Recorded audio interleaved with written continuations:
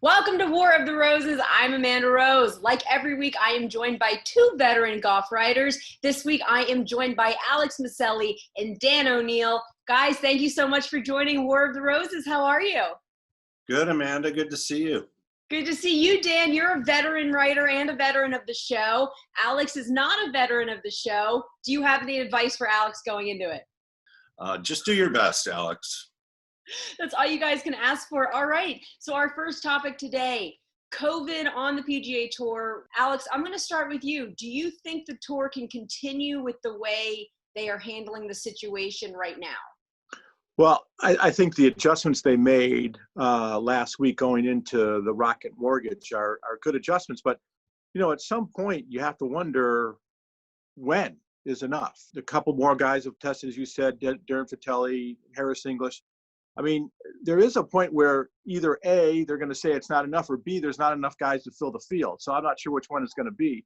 But I do believe that they have to figure out a better way. They're not there yet. Right. Alex, I like that point. I'm going to touch on that after we get Dan's opinion. Dan, what do you think about this?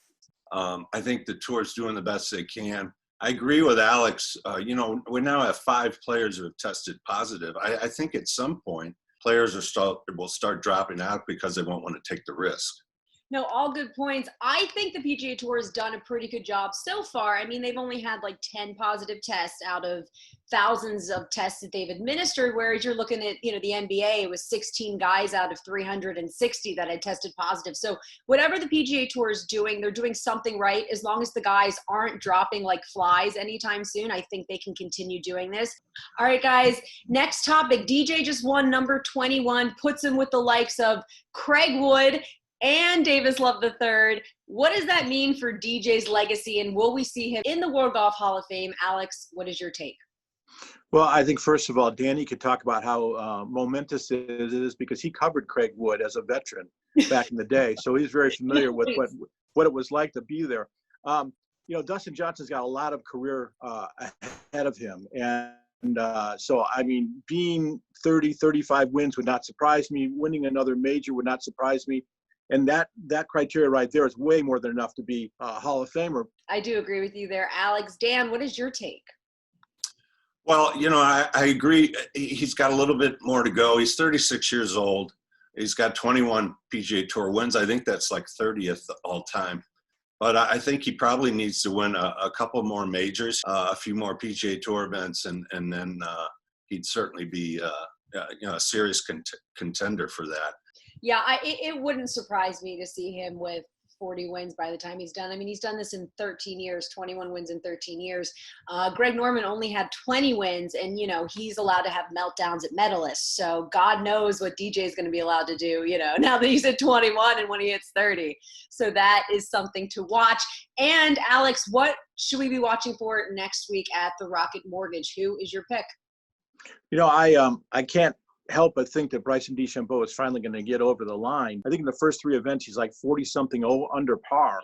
The best combined under par score of any of the players that have played the first 3 events. You continue to hit the ball 350 yards, you got to win eventually, right?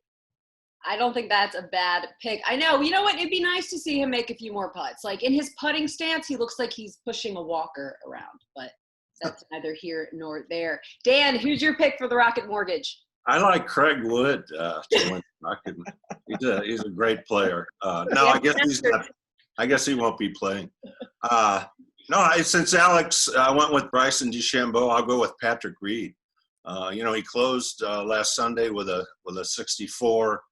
I think short game's going to be prominent there, and he's 8th overall in short game on the tour, 4th in putting. And I think he's heating it up, and he's about ready to break through with another win.